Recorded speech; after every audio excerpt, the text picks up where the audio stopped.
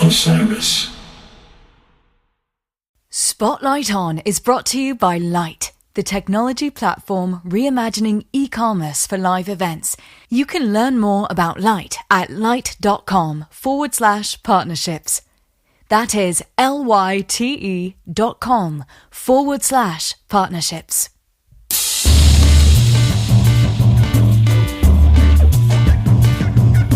Hello and welcome to Spotlight On, presented by Osiris Media.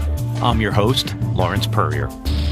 Today, the spotlight shines on Duncan Chapman, a composer, sound artist, and musician based in Lincolnshire in the United Kingdom.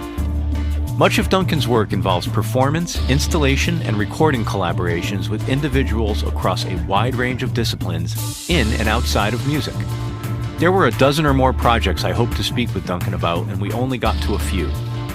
Two works we did explore in some depth are his Sound Marks of Northeast Lincolnshire and The Sound of Rhubarb, both of which I hope you'll make time to explore. Please visit duncanchapman.org, which we will also link to from the episode notes.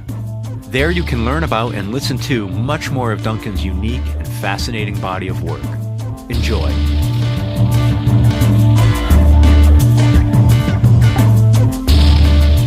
I admire a man with a prodigious beard. Oh, thank you very much. That could be to do with COVID lockdowns, or because we keep bees. Our bees expanded enormously. My beard grew, and the chainsaw came out to chop wood up. So it's like dealing with what's in front of you, really. You've gotten very rustic. Yeah, that's amazing. Absolutely, yes. Well, there's so much to talk about with you and so many projects to learn about and unpack.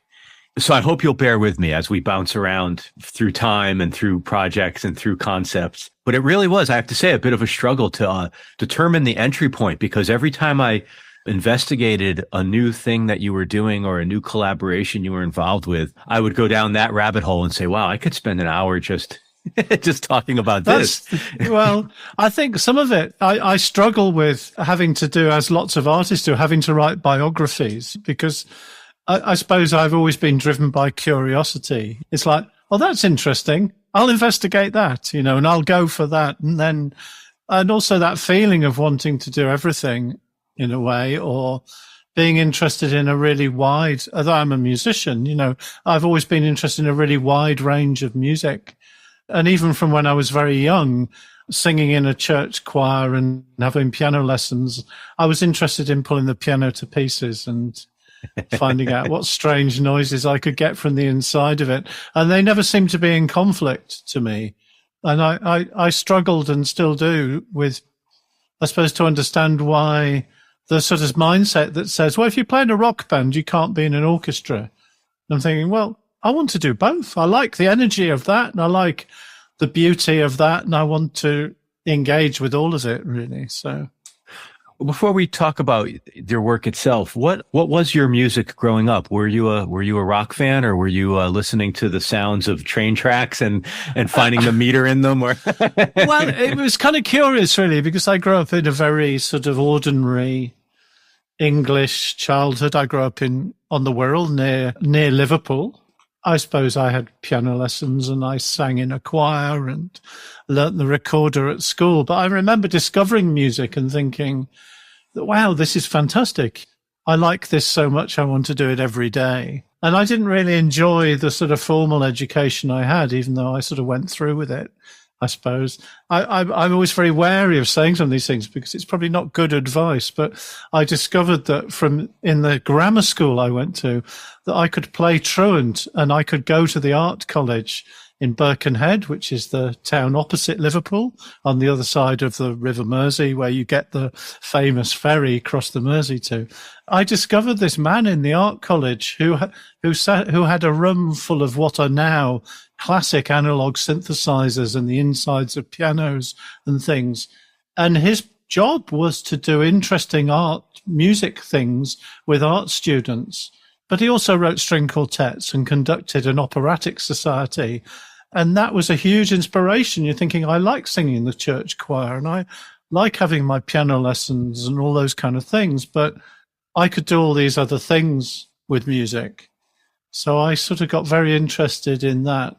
I suppose I diverged from a very traditional musical upbringing into, it was in the sort of late 70s, early 1980s, and I was quite close to Liverpool.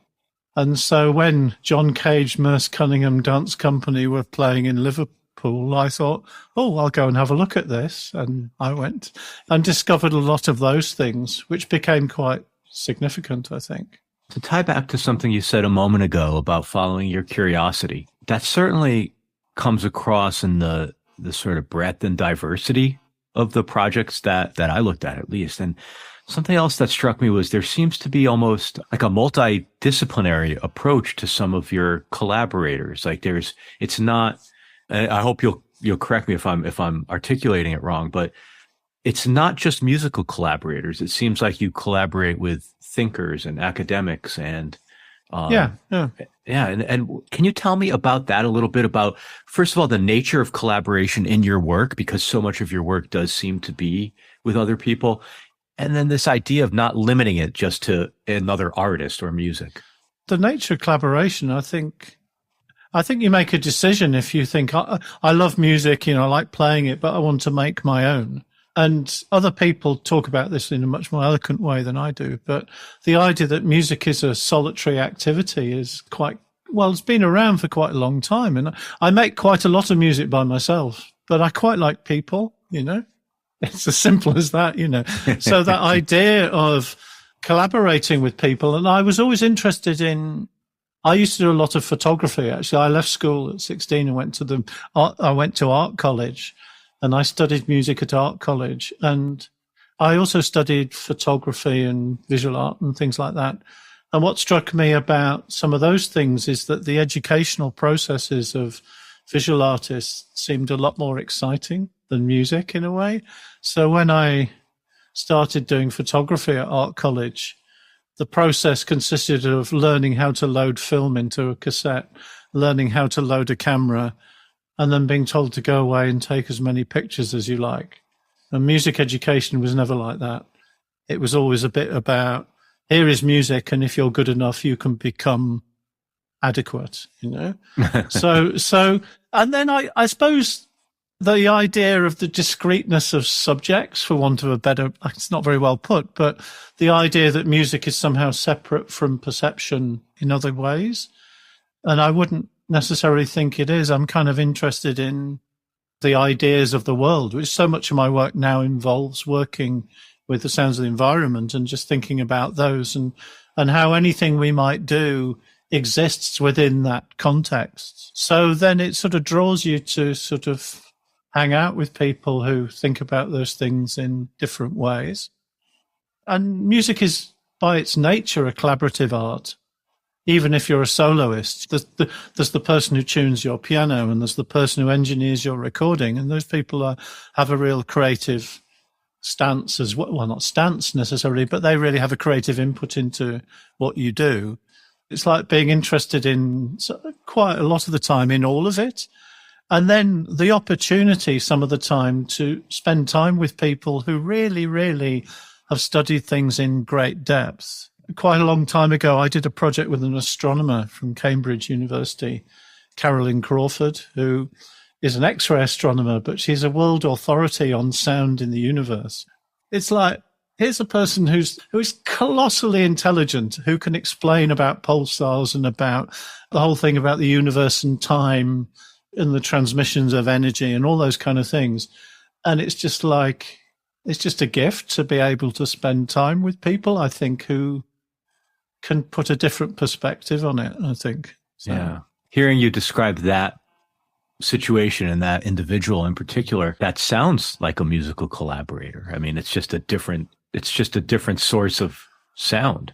Absolutely. Yeah. And she gave me lots of recordings, of things. And there's this whole thing of sound in space, because everyone assumes there's no sound in space because there's no atmosphere, but there's energy, and it does travel very slowly. And I mean, the most, I suppose, telling one, she gave me this recording of the Cassini space probe flying through Saturn's rings. There aren't really microphones on these, but there are sensors that work in the same way as microphones. And there's that thing about the sound of this. Sounds like you're dropping rice onto a biscuit tin. But when you know how far it's come, it's incredible. You know, it's the idea of provenance and place, and you can hear the shape of Saturn's rings. And I'm no astronomer. I'm no expert on that. But the sound starts like these little droplets, like a rainstorm starting, and then it builds up intensity as it travels. So things like that become really powerful ideas, but also for me, working often with a lot of people, students and young people and different people, it's a really powerful, not metaphor, it's a really powerful thing in the universe to think this is a sound that has traveled all this distance. And in its envelope, in its shape and its crescendo and diminuendo, it indicates something about this planet that's so far away, it's inconceivable. And that's just like as inspiring in lots of ways of going to hear fantastic musicians perform, you know. It's even more fundamentally true than a metaphor. Like there's something, it's profound. I think nothing short of profound. Yeah. That's amazing. But I think a lot of the other things I'm involved in, I suppose now, are to do with some of the time finding this beauty in the everyday sometimes. There's a very famous John Cage quote. He said that beauty is underfoot wherever we take the trouble to look, which I think is really quite telling in a way. It's like you can find these things in unexpected places. And some of the time the role of the artist is to frame them or to draw attention to them because you don't notice them because they're there. I think that brings us nicely into what does seem to be like a meta narrative or a meta theme across some of the projects I looked at. And I think a lot of them fall into the realm of what I think you call the sound marks. Yeah. Yeah. I'm very curious about, there's a lot I'm curious about actually in relation to this. But some of it's technical and maybe like process oriented. And I don't know if you have if you're inclined to go there, but I might ask you a couple of questions about process. But this idea of capturing the sound of a place and the sort of ambiance of a place. What is it about that speaks to you? Like what do you hear that I don't hear when we walk down the street together? Well, I think there's a difference also between hearing and listening, that listening is different to hearing. But what I find interesting is difference, you know. As I've got older and been able to travel, when you travel to a country that's a long way away, it's very different to where you live. You notice all these things the first time you get there. I remember the first time I went to Japan and you get off the aeroplane, the temperature's different, the texture of the air is different, it smells different, it feels different. You have this heightened sense of awareness of how it sounds and the combination of things. And it very quickly wears off, though, even somewhere that's very, very different. I'm kind of interested in trying to recapture that noticing thing. Because the thing I've noticed as well myself is that the things you might grow up with as the everyday things to other people can be really extraordinary, but you don't notice because they're there all the time.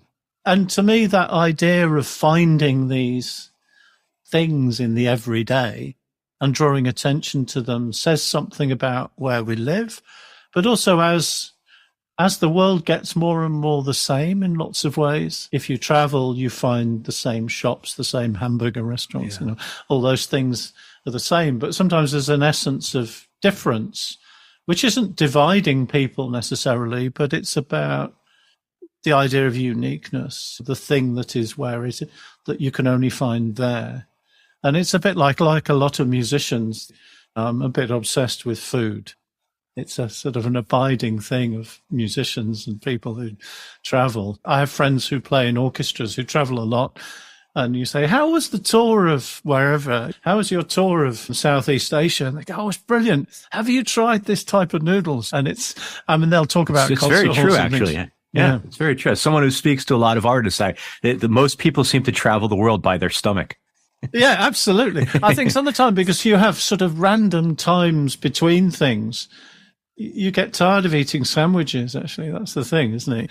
So, but anyway, those things, you know, finding those things that have an essence. And often I'm struck by how they're often different to what we might imagine. I mean, Murray Schafer, the Canadian inventor of soundscape studies, really talks about this quite a lot. And there's a thing that we assume that a place sounds a particular way because we look at it. When we actually take the trouble to listen, we often find some very different things. So a good example recently for me, I've been doing this project up the road, not very far away from where I live, which is a mixture of industrial and rural communities, very close together, close to a big estuary, Humber estuary, and a big port. And the defining sound for a lot of those people is the testing of the emergency sirens in the oil refinery every Thursday morning at 8:00. And it's this beautiful drone, actually, that drifts across the landscape. And in a sense, it has a power for the people who live there, because if it went off at a different time, it's a big deal for the oil refinery to go wrong, obviously. But it's a sense of security, but a sense of identity of place. So for me, I find that quite captivating. And the other one that's quite local to me, I think, which you've probably seen or heard, is this rhubarb growing stuff I've been working with in Yorkshire, which is kind of crazy, but sort of eccentrically fascinating. Well, all right, let me pause you there for a moment. Before we get into rhubarb. Okay. Because that's on my list. It usually is, actually. People go, are you the rhubarb man? Well, not really. I mean, we do have some rhubarb growing in my garden. Is what you were speaking about a moment ago with the oil refineries, was that, I want to make sure I say it correctly, is that Lincolnshire? Yeah, it's northeast Lincolnshire. Something that struck me when I was watching the short film you made, or the video you made, was, well, actually, before I say that, I want to ask you, is something that comes through when you talk about the differences and you talk about the meaningfulness in these differences and the recognizing them and the trying to recapture that. It strikes me that that's where the empathy lies. That's how we're reminded that while something might be other, it also has its own humanity. It has its own experience. And if we can connect with that, that's sort of the place. That's the thing. Yeah, absolutely. That's very well put, actually. The sense of otherness being part of us as well, I think. When you said that as well, I was reminded about actually what I was doing yesterday morning in London, which is I'm actually a trustee of an organisation called Liquid Vibrations. It does projects in swimming pools for children with severe and multiple disabilities in special schools. So it works in the field of musical hydrotherapy using underwater loudspeakers. I've been doing a project for them where I went to work with a group of children in a special school in London, and we made some recordings of their voices and music and improvisations with instruments and things. And then yesterday I went back to the school, and while they were floating around, blissed out in this warm, shallow swimming pool with staff floating around, they could hear the music that they'd made 2 weeks ago underwater, through underwater loudspeakers. Doing it with those people is interesting because a lot of those children are non-verbal. They don't use words, they don't use conventional language. But the sense of connectedness to it is really strong. So it's like recognizing yourself. And for me, that, you know, in a world where, when I moved house 6 years ago, I realized I do have enough cassettes and LPs and CDs and hard drives and things full of sound recordings and music. I've probably got enough to last the rest of my life. I've got hours and hours, weeks and weeks of the stuff. I'm always thinking, if I'm going to make something new, how does it speak? Is it just adding to the heap of recordings that exist in the world? But what really struck me yesterday was a really profoundly as well, and much more intense with those people, a sense of this really matters because this is me and I recognize myself. And I'm actually able to relax in this environment of floating when actually sitting is really uncomfortable. I might have a disability that makes movement problematic and things. So in a sense, in my head, that's all part of the same kind of trajectory in terms of specialness of the sound. So as the technologies for making these things have increased, there's a tendency for them to become less specific. Piano is a button on the computer, and do they all sound the same or different? And if I'm using a computer, how do I make that something different, and how does when you sing sound different to when someone else sings, and all that kind of pursuing that, not as an extra, really. I suppose for me, that was always considered in musical composition. It's like the idea you inject the personality at the end. You sort of make the music and then hopefully it gains personality. So I'm interested in doing it the other way around, in a sense. What's the special bit about it, and how do we make more of that?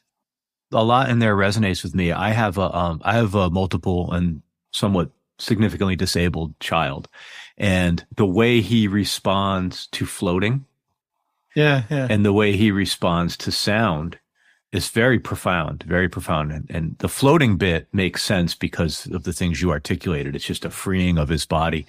But watching him interact with sound, whether it's noises he makes or from his environment or specific music he likes, it's always, since he was very young, been incredibly fascinating and really enjoyable to watch him experience the world that way.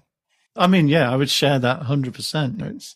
It sort of cuts through the crap that surrounds so much music performance. Do I have to wear these clothes to go to this? Am I going to clap in the wrong place? Can I move around? Why can't I have a beer while I'm listening to this? And I can when I'm listening to that. And, all those kind of codes and things that sometimes people evolve to protect their music from the barbarian hordes who are going to destroy it. And actually, they're not really. Sometimes you just need to find the right context, I think, for it to speak.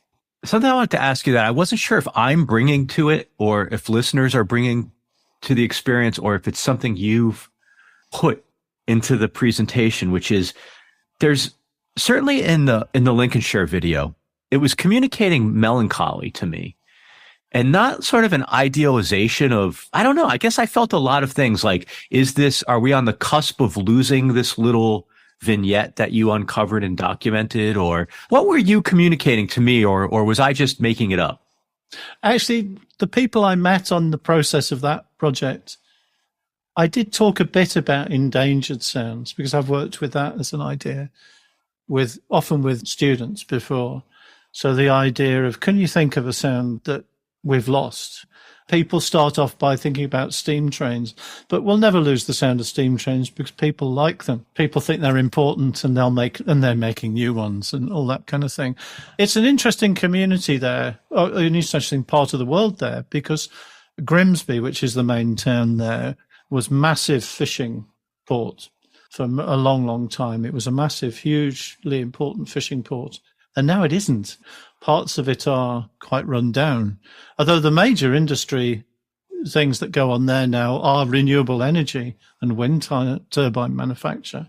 So it has a sense of being quite zeitgeisty in a sense of the world. It's like we used to sail to the water around Iceland and catch fish to make into cod, to make into fish fingers and things, which is its main industry in the 20th century.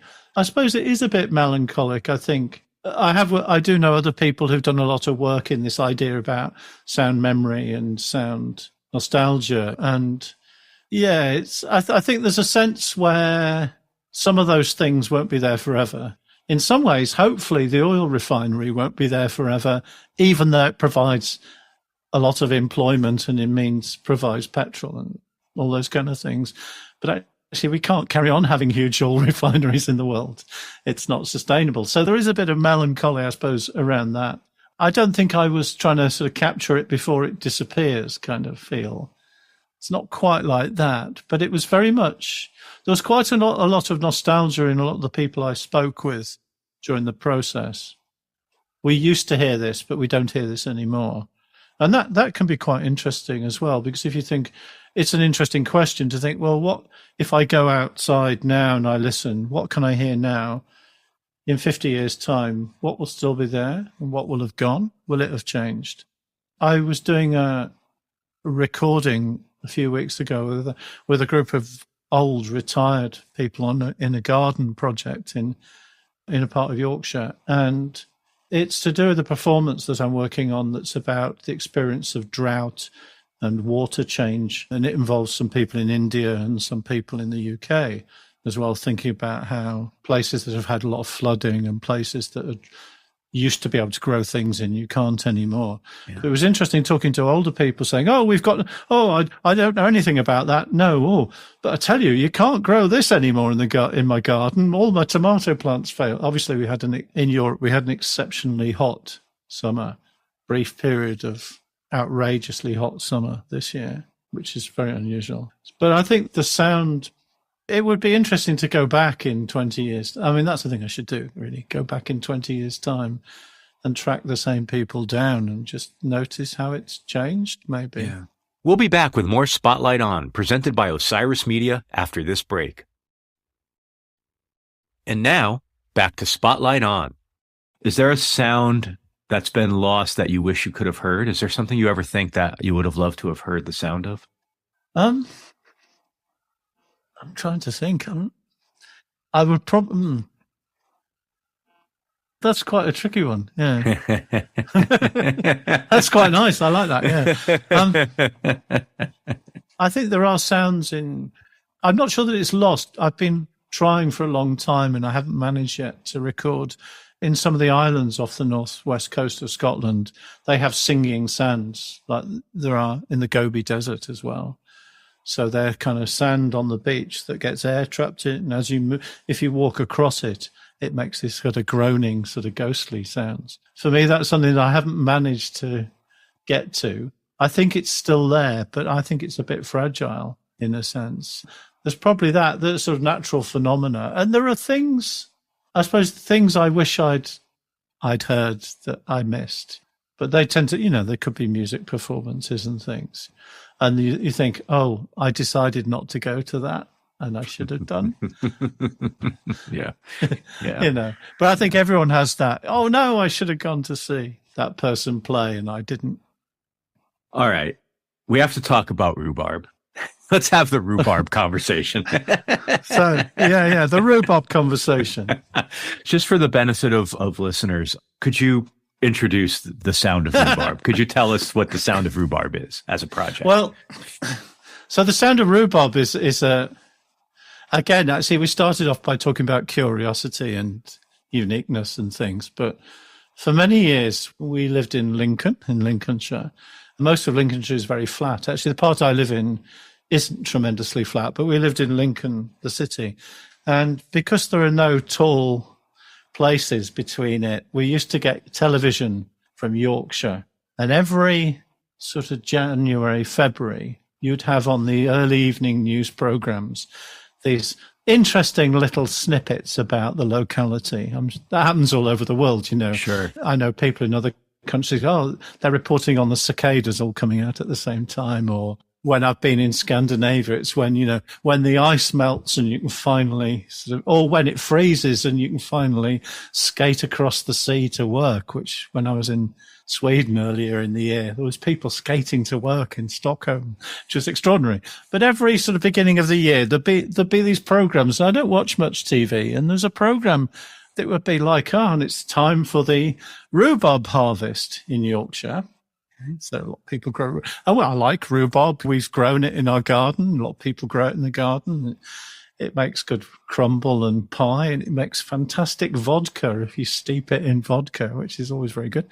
And there'd be an item on the news, and they would usually interview these farmers, small-scale farmers, and they would say, oh, and it makes a noise as it grows. And I go, oh, that's interesting. And I got slightly intrigued by this, so I tried to research it a bit, and I found out that there's these sort of stories about how as a plant, when it grows, it makes a sound. And in that part of Yorkshire, which is nicknamed the Rhubarb Triangle, of course, so it's between three towns, run by cartels. Absolutely, yes, yeah, the Rhubarb Triangle, yeah. So, but technique they use is that they have sheds that are totally dark, and they put the plants in the shed at the beginning of the year, and they heat it, and it grows really, really, really fast. So it grows to try and find the light. And because it grows so fast, it's very, very sweet, and it doesn't photosynthesize, so the leaves don't go green. And it's a very desirable product because it really is really delicious. You don't need to sweeten it or anything like that. And because it grows so fast, it makes this popping sound. So I got really intrigued by this. And Huddersfield, which is a town in Yorkshire that's kind of on the edge of this place, has a very big international contemporary music festival. So people come from all over the world to this kind of small town in Yorkshire. Historically, it's had a lot of, I suppose, famous composers from contemporary and experimental music. So people like Stockhausen, John Cage, Luciano Berio, Yanis Xenakis, that music has been very big there. And now a lot of experimental jazz, electronic music, different things. I've always done a lot of education projects for that festival. So I've done a lot of work in education with young people, composing new music that connects to things in the festival.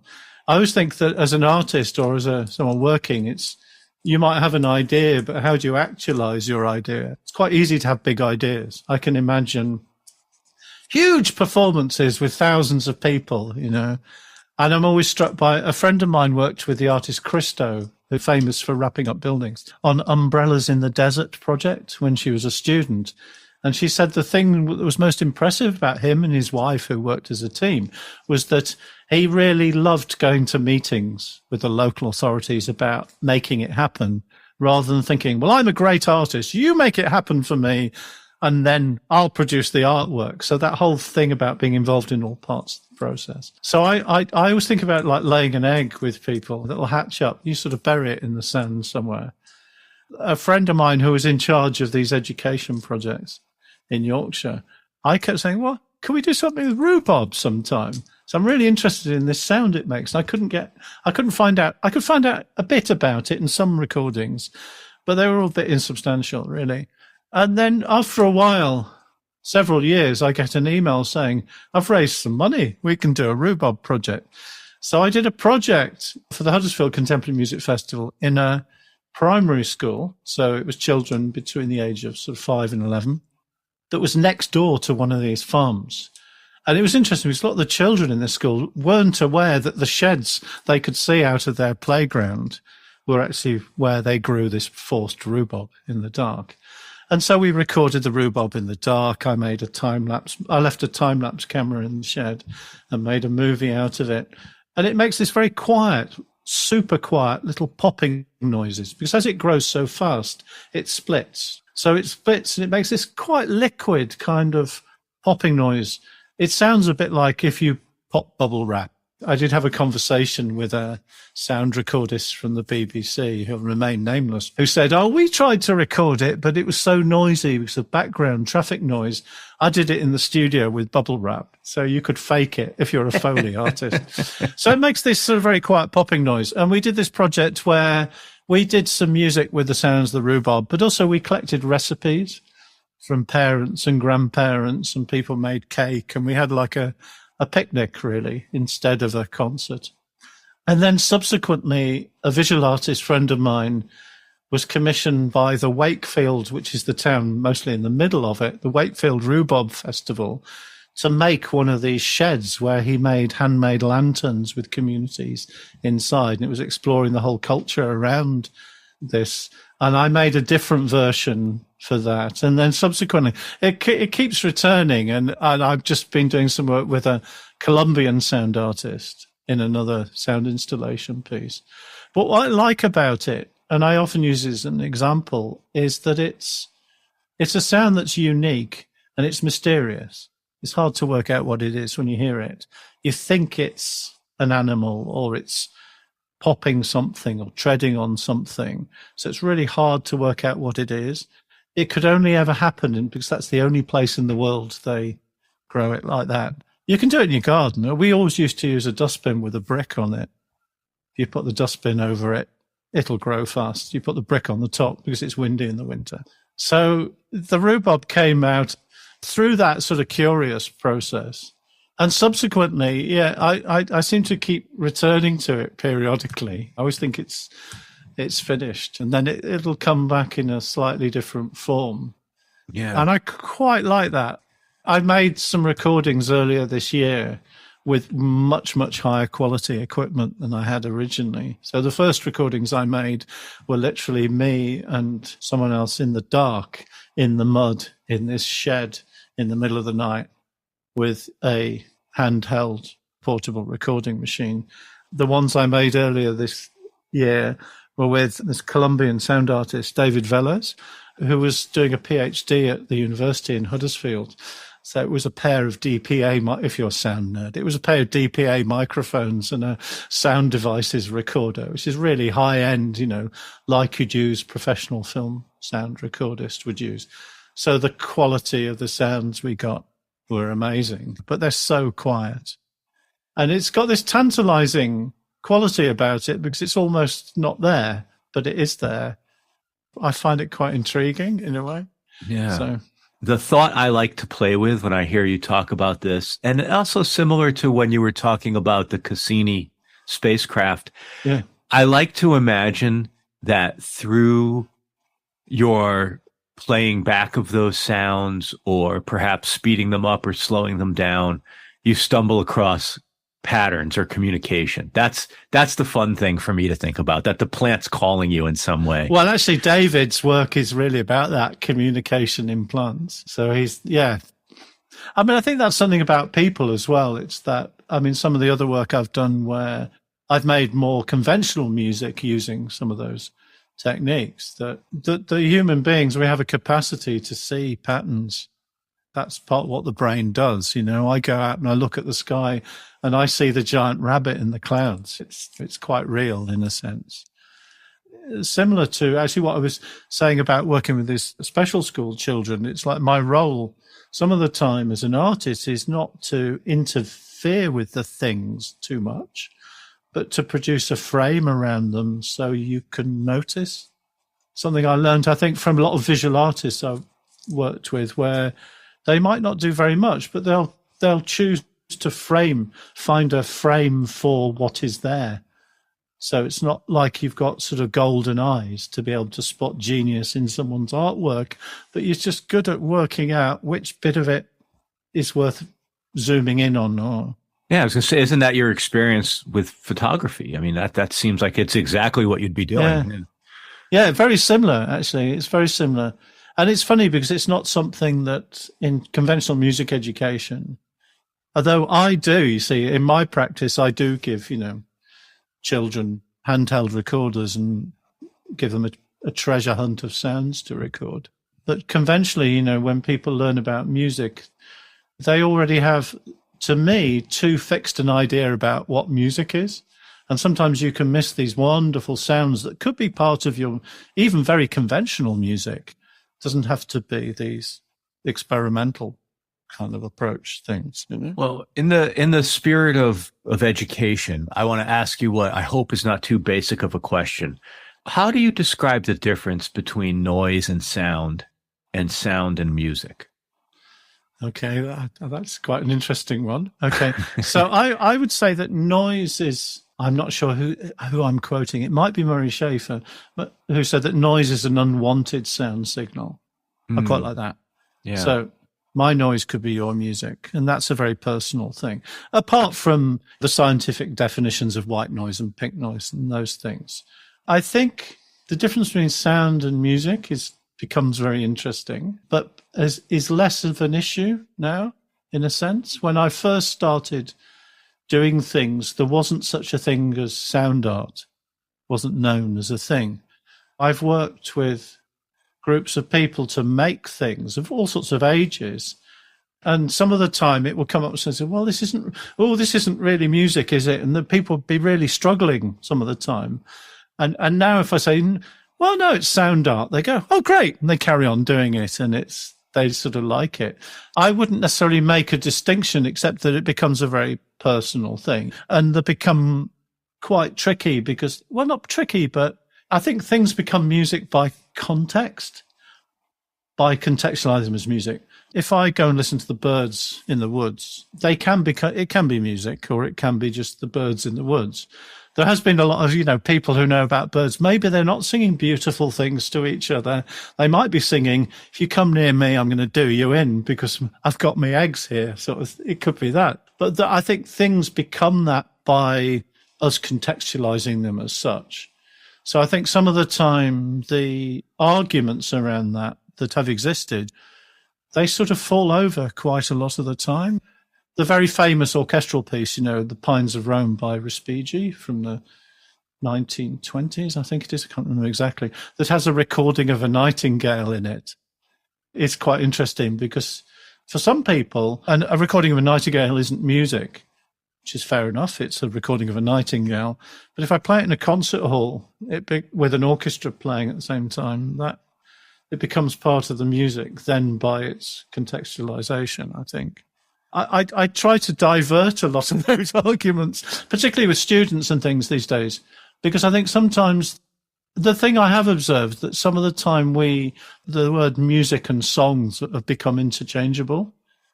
And as a sort of aging person, I find that irritating because not all music is songs. Right. Song, I would imagine, is a subset of music. Yeah. But actually that people tend to use it interchangeably because when the iPod was invented, that's what was decided. You called each little bit of stuff. Right. That was the atomized unit. Yeah. Yeah. So it becomes a song, so it's kind of fine. It's not worth having a fight. It's not worth a battle. But I think it's interesting how an awareness of sound and music and those things, they do overlap and they're interchangeable, I think. And I'm quite interested in how we have traditions of sound making that aren't music. Later on this evening, my son will walk up the road in the village I live in and go to bell ringing practice. And people who do change bell ringing in the English sort of tradition of doing it, it's definitely, to them, it's definitely not music. But when I hear them practicing the bell ringing, it has all the attributes that I associate with music. It's got rhythm and melody and time. It's got more of the conventional attributes of music than a lot of the music I might make or listen to. I don't know if it was Frank Zappa or John Cage. Some quote I read said that what distinguishes music is the element of time. Sound sort of demarcated with a meter. Yeah. The thing that's refreshing about hearing you speak about it is that it's intellectual, but it's not overly academic for you. Like you're not hung up on this. I'm not hung up on it. I know people who are, and they write books. If you're an academic and you write a book that's published, and then you think, well, maybe not. It's a pretty difficult path to tread these days. So I'm not hung up on it. I do find it interesting, and I'm always interested in people's takes on it. And working with it, like I work with a lot of musicians from different cultures who have quite a different. So one of my major collaborations for the last 6-7 years has been with an Indian singer from southern India. And actually there's a very different take on a lot of these things. And that's kind of refreshing as well. That's like, it's a good challenge because you sort of get set in your ways a bit about thinking how things happen.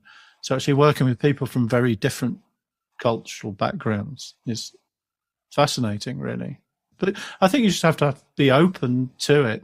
It's like a lot of things in life. People are really certain of things are the ones you have to be a bit wary of, I think, Yeah, that some of my favorite thinkers share that sense of the people who are most certain in their opinion or their belief or what have you are the ones to be afraid of.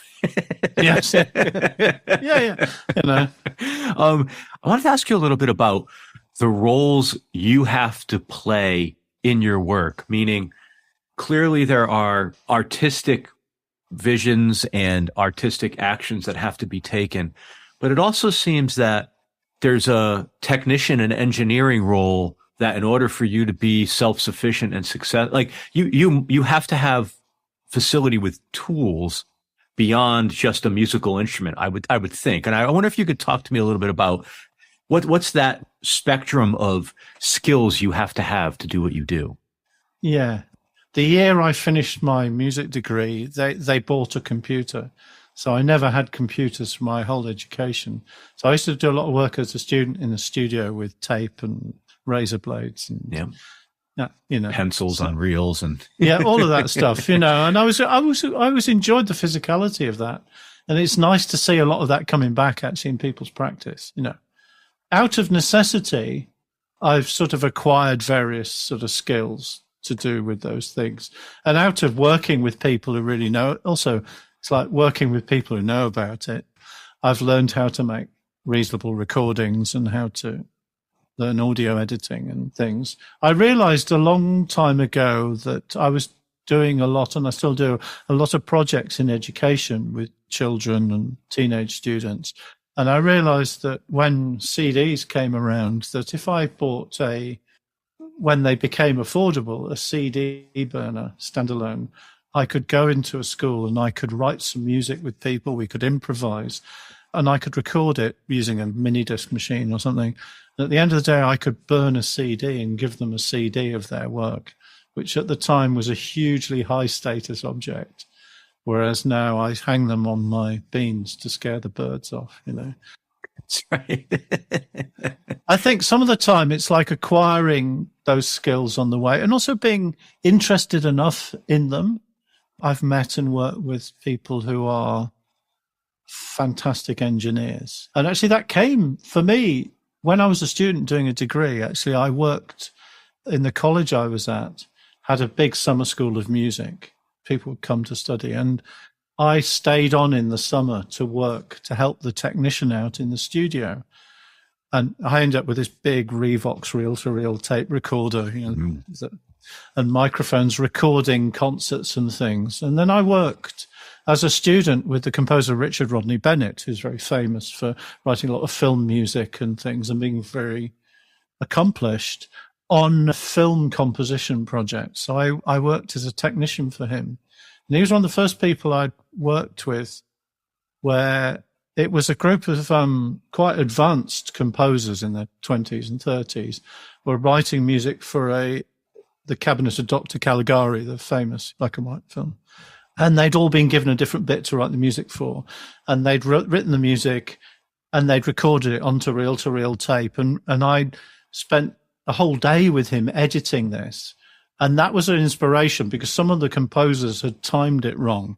So they hadn't written enough music.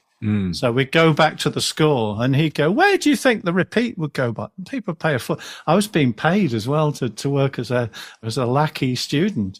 And we'd find a bit and then we'd find it on the tape. We'd copy it and we made up this master tape on reel-to-reel tape that went with the film. And then when they showed the film, actually I was sitting there on the vary speed of the tape recorder to try and get it to sync because there was no computer or synchronization or anything. And that was really inspiring because you think, oh, look, here's somebody who not only knows how to write the music and match it to the pictures and teach people about that, but is technically competent enough not to need somebody else to do it. It's also, if you've got no money and you want to do it and someone can lend you something, you sort of learn how to play in a way. Yeah. So it was always the advice, when I meet teenagers, I used to play in bands a lot when I was younger, occasionally do a bit. And it's actually, you need to be in a band that isn't really very good. You need to get better, but actually you need to be able to sort of take the mixing desk out of your house, wrap it in a sleeping bag, put it in the back of the car, drive it to the venue, plug it all in and discover that it's not all working properly and how to, those kind of problem solving skills. I quite enjoy, in a sense. So I quite enjoy meeting people who are technicians and working with them. So for me, that sort of skill set of doing that. So now I do a lot of editing and producing things myself, but it's like knowing where your skill ends as well. There are people I know who are phenomenal mastering engineers and things because that's what they do. And they have a much deeper understanding of it than I do. Some of the time it's like about enjoying the company of people who know those kind of things, I think, as well. I have a couple of friends who I haven't seen for a while, but they do a lot of sound for contemporary music things. And they did the sound for the Stockhausen opera, the one with the famous helicopter string quartet, where there's a string quartet in helicopters circling the concert hall and the sound is being beamed into the concert hall.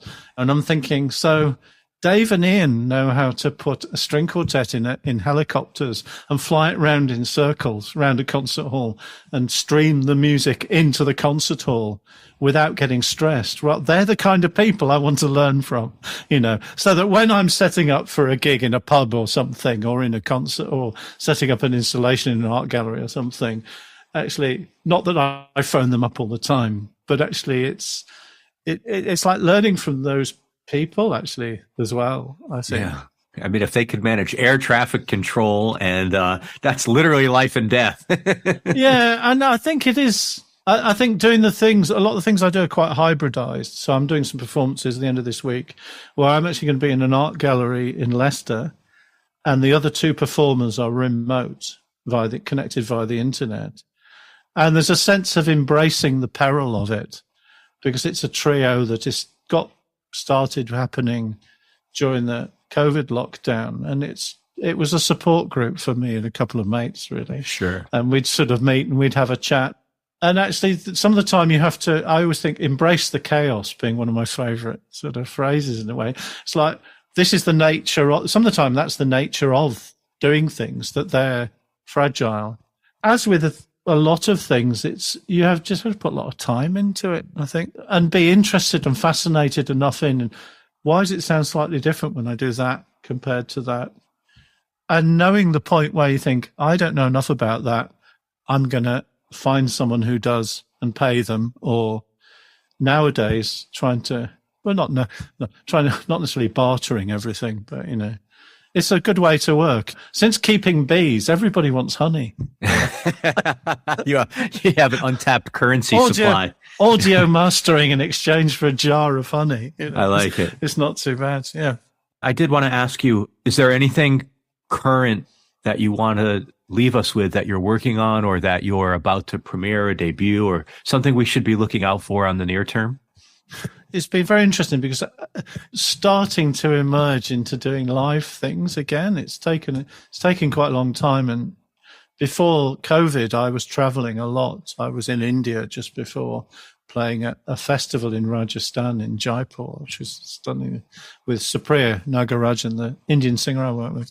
But we've got some gigs actually coming up in London, one in a project called Robin's Rocket, that's in a place called Cafe Otto. That's a really interesting venue in London for experimental contemporary music, with Patrick Shaw-Iverson. So it's a trio between me playing electronics and flugelhorn, like big trumpet, and Supriya Nagarajan, who's a Carnatic singer, and Patrick Shaw-Iverson, who lives in Oslo but plays the contrabass flute, which is enormous. And I've never actually been in the same room as one. I think that is on the 17th of November in London. Oh, I may be in London then. I might let you know. Oh, let me know, and please do come along. But the night before that, we're actually doing a performance of this Lullaby Sonic Cradle project we've been touring. We did a performance of it at the WOMAD Festival in the summer, underneath Luke Jerram. The artist Luke Jerram made this Museum of the Moon, which is a giant inflatable moon that's been touring all sorts of different spaces for the last few years. And actually, he's made another one called Gaia, which is the Earth, and we're performing an hour and a bit of Indian lullabies with, again, me playing electronic sounds and nighttime recordings and a bit of flugelhorn, but also with a harpist this time in Grimsby, Minster, which is where the project I was doing with the oil refinery took place. So it's nice to try and join those two things together. So that's coming up, which is very exciting. And then my village band will be playing random raucous Christmas carols outside various pubs and things around the villages of where I live, which is the most enjoyable thing in a way in terms of being a musician in a community. It's like, it's a great fun way to be involved in it in a very low stress way. So with actual people. Oh, with actual people, yes, actual people singing Christmas carols and then going in the pub, lots of mince pies and that kind of work. Not work, it's like playing music, right? Yeah. And that's part of, it's part of trying to balance life in a sense. Well, thank you for making time to do this. I really appreciate it. I'm glad that the power stayed on long enough. Yeah, it's remarkable. Yes. That was good. I was trying to think, I've been developing various solar-powered projects, but they don't extend to running the internet yet. I can get greenhouses to be automatically watered and things like that, but not yet the internet. So thank you very much. Thank you so much, Duncan Chapman, and thank you, Spotlight On alum Sonia Stevenson, for connecting us. And as always, thank you for listening to Spotlight On. We're presented by Osiris Media and brought to you by Light. Executive producers are Lawrence Purrier, Ant Taylor, Brian Brinkman, RJB, and Matt Dwyer. Spotlight On is produced by Craig Snyder, with post-production by Michael Donaldson and theme music by Q-Burn's Abstract Message. If you like what you've heard, please share us with a friend and leave a review on your podcast platform of choice. Visit us online at spotlightonpodcast.com or at SpotlightOnPod on Instagram and Twitter. Thank you for listening, be safe, and stay in touch.